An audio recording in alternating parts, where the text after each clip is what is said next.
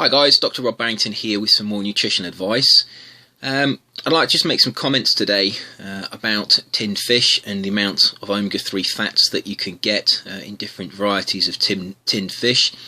I've got some tins in front of me here. I've got some tuna, I've got some mackerel, and I've got some salmon. If we have a look at the tuna first, the tuna is a fatty fish. If you buy tuna fresh in the supermarket or from a fishmonger, you would get quite high amounts of omega-3 fatty acids in the fish. But if you buy tinned tuna, you tend to get less than a gram of total fat per 100 grams. And that's because when the tuna is tinned, it's cooked in such a way that the fat, most of the fat, is actually removed before it's tinned. So tinned tuna is actually a poor source of omega-3 fatty acids. That doesn't mean it doesn't have a place in the diet. If you're after a good source of protein and you want a low fat source of protein, tuna's an excellent food. You do have to be careful that tuna does seem to bioaccumulate mercury and other toxins, and sometimes if you eat too much tuna you may incorporate a lot of these toxins into your diet. There's not a lot you can do about that really. It's just the way that our oceans are polluted. The larger the fish, generally the more pollution they will bioaccumulate, and tuna being near the top of the food chain will bioaccumulate lots of mercury and other toxins, and therefore you have to accept that if you eat tuna you may have quite a high intake of mercury. That is obviously concerning. That doesn't mean I would suggest that you avoid tuna, but I would perhaps moderate your fish intake in terms of the larger fish like tuna, swordfish. They tend to have more toxins in them.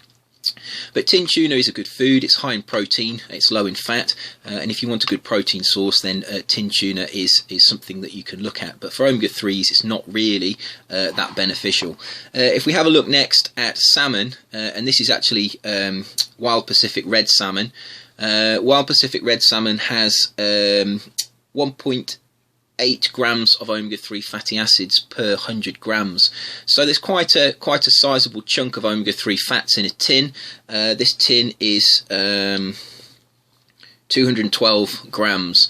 So there's a lot of fish there, and you've got quite a lot of omega-3 fats in the fish as well. And this is wild Pacific red salmon, which means it's been caught probably in the North Pacific or the Bering Sea around Alaska. I think that's where a lot of the wild red salmon is caught. And that has advantages over farmed salmon. I would suggest that you avoid all farmed salmon.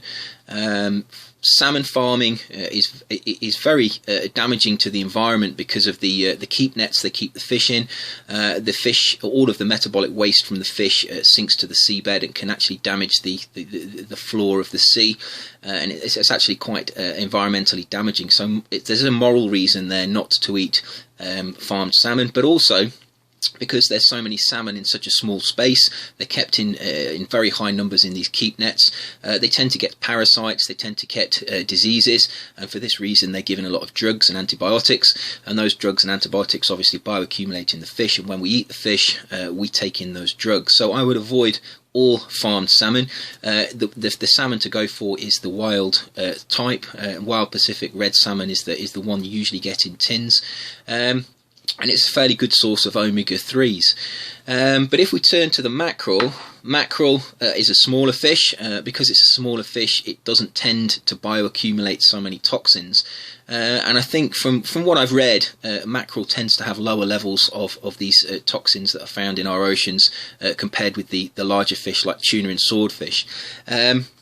Mackerel is also higher in omega-3s than the wild red salmon. It's got 2.7 grams of omega-3s per 100 grams as compared to the 1.8 in the salmon. So it's an even better source of omega-3s. Mackerel has another advantage. It's cheaper than salmon. It's quite considerably cheaper than most of the salmon that you can buy in the shops. Going even further, I haven't got a tin in front of me, but sardines are also an excellent source of omega-3s, and they're even cheaper than mackerel. They don't tend to be as nice from my own personal point of view as mackerel, but if you can stomach the sardines, some people can't. Sardines, also called pilchards, if you can stomach them, They're a very cheap source of fish. They're a very good source of protein.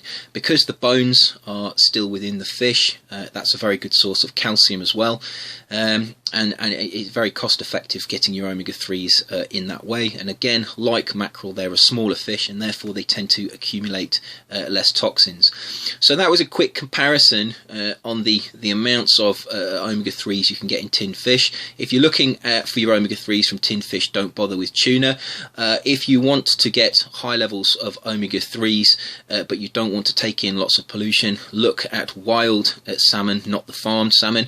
And if you want the best of everything, I would suggest that mackerel and sardines are probably the best fish that you can buy in tins in terms of the amount of omega-3s they have, the amount of protein, the amount of other nutrients, and the amount of toxins that are present in the meat. So I hope that was useful.